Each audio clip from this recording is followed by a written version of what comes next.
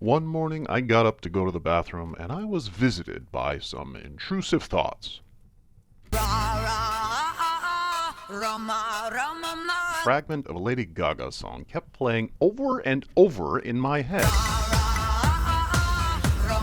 As I was working out, as I was taking my shower, and as I was fixing my face. Partner, I'm afraid I've got a bad case of earworms.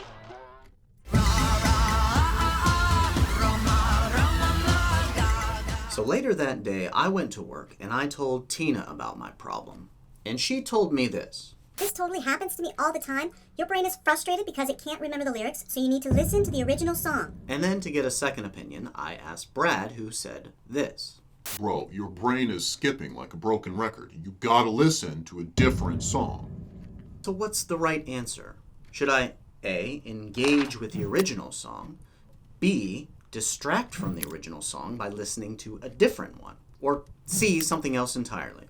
Well, to answer this question, I think we need to first define what exactly an earworm is.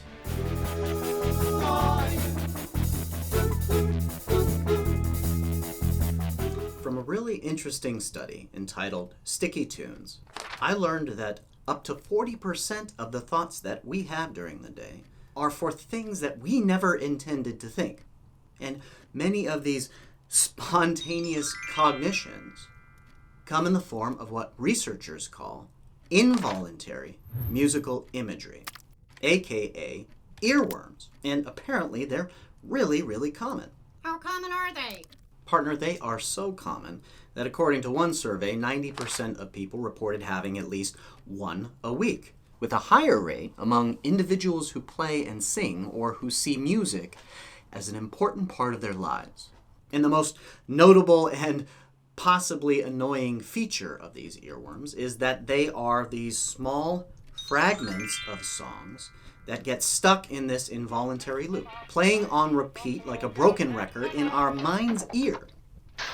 Now, where do we start, right? Well, it's important to realize that even though these earworms get in through our ear, right, they make a permanent home in our brain's memory system. So maybe we should first talk about how songs become memories. Do you remember when it first started, September? So in order for a memory to contain useful information, it has to bear some close resemblance to the original structure of the song, right?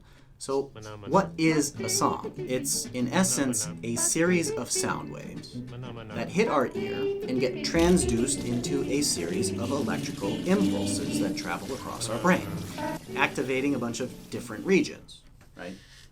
Including the auditory cortex, which allows us to experience sound itself, Wernicke's area, which allows us to understand language, right, the lyrics, and Broca's area, which allows us to produce language, to sing along.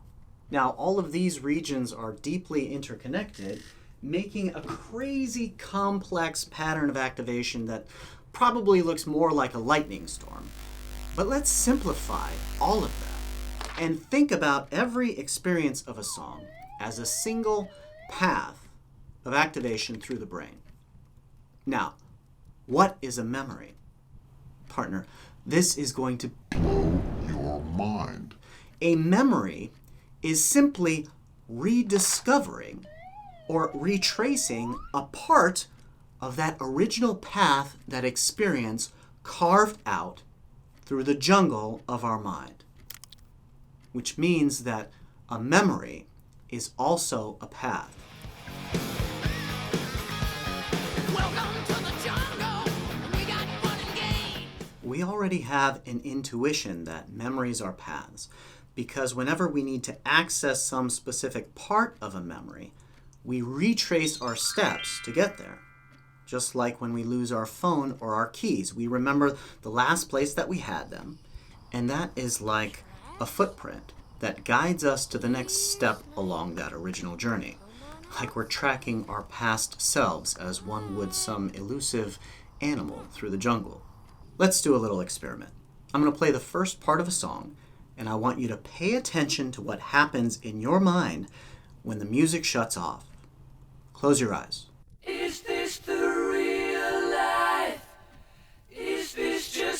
ecstasy.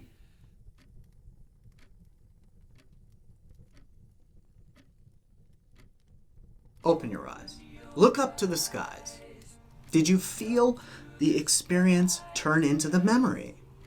Did your brain fill in all of the missing lyrics in time? That is the involuntary musical imagery that researchers are talking about. It's the residual neural energy flowing helplessly down the path of least resistance through the memories in your mind. So, a memory is a path, right? A series of sounds and words, each step illuminating the next along the path. Now, what happens when the last step illuminates the first? This is a song that doesn't end. Yep, it goes on and on, my friend. Some people started singing it, not knowing why it was, and they'll continue singing it forever just because this is a song that doesn't end. Yes, it goes on and... So most songs aren't giant loops, but popular music is riddled with these really repetitive passages, right? Usually the chorus. So let's think about Tubthumping, for example. I get knocked down, but I get up again. You're never gonna keep me down. I get knocked down, but I get... Let's represent this terribly repetitive passage as this unique green path. The shape doesn't matter. Now, if we made the whole song a path, we would notice this pattern repeat 4 times during every chorus. Now remember, when this song gets into the brain, this path is going to be represented by a sequence of neurons that fire. The question is, do we use a different set of neurons for each one of these repetitions? No, partner, that is a waste of memory. Our brains compress this redundant information by creating a loop.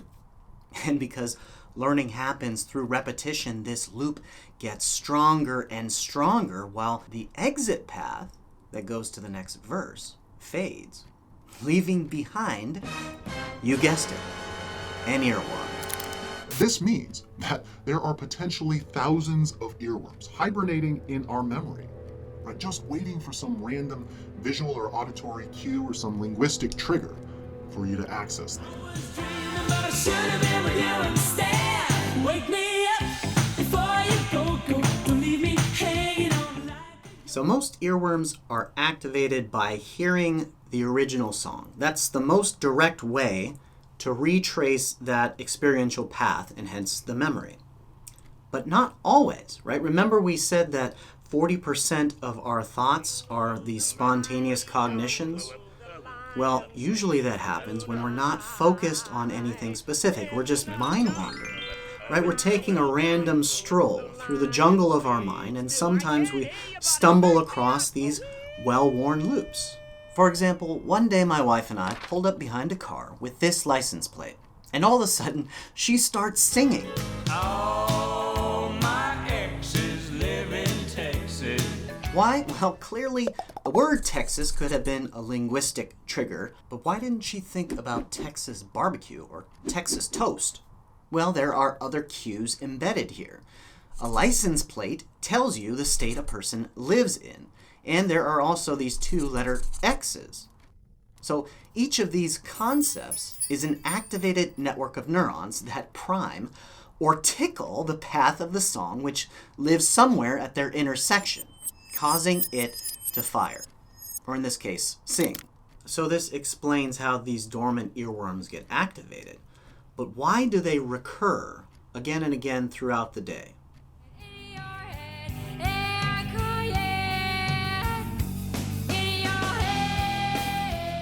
Have you ever had an earworm that you thought disappeared, only to spontaneously reoccur shortly thereafter? Well, that's probably because once you activate an earworm the first time, you make it more likely to reactivate in the near future. Now, this has something to do with a concept called priming, where activating one circuit in the brain actually increases its efficiency of communication, meaning it takes less energy to get it to fire the next time. So I like to think about when you get into a tickle fight with someone? You know how it takes a little bit of time to warm them up, but once they reach the threshold for laughter, it takes very little additional input to keep them laughing, right? Or you could think about warming up the engine of your car. Once it's sitting there idling, it takes very little to get it to go, right? It's very responsive. So now, earworms, right, not only do they embed themselves permanently in the structure of our memory, but once they're activated, they self-prime, right? They reinforce themselves. So what kind of insidious, devious thing are we dealing with here? Is this like a thought contagion? Or a brain virus?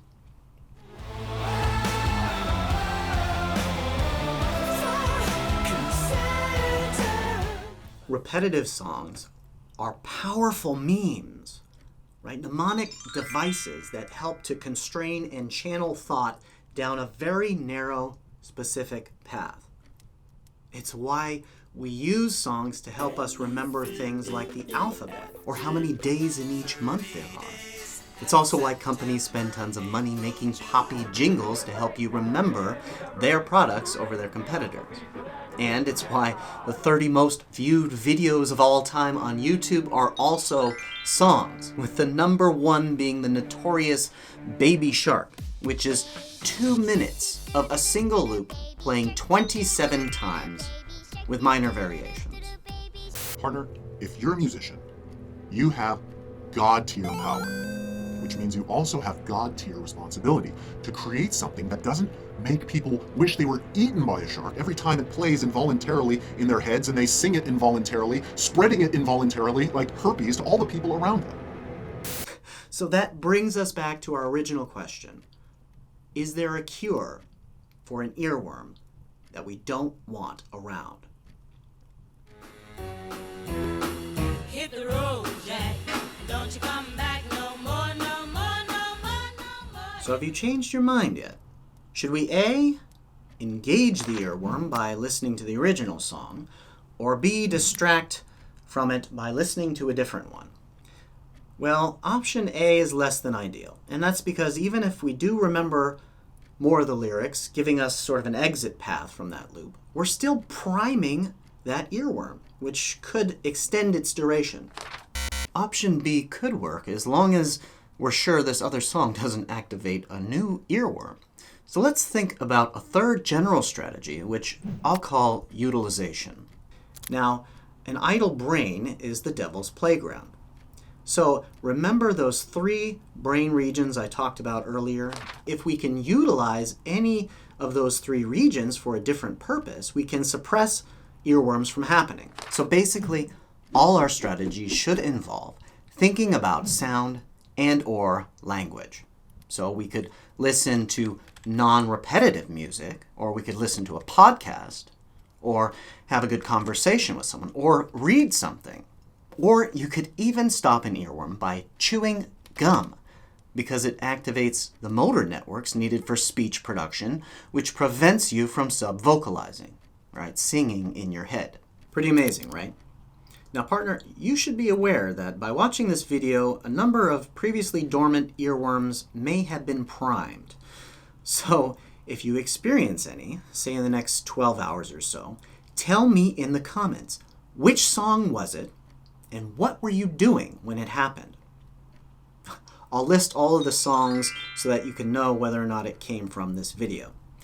And make sure to subscribe and hit that notification button so that you can learn about more amazing brain facts next time on The Joy of Thinking. There's a worm in my brain and it drives me insane. Every time that I remember there's a worm in my brain. It's a pain in my brain when it starts over again. Oh, there's a worm in my brain and it will drive me insane. Every time that I remember there's a worm in my brain, in my brain, in my brain, in my brain.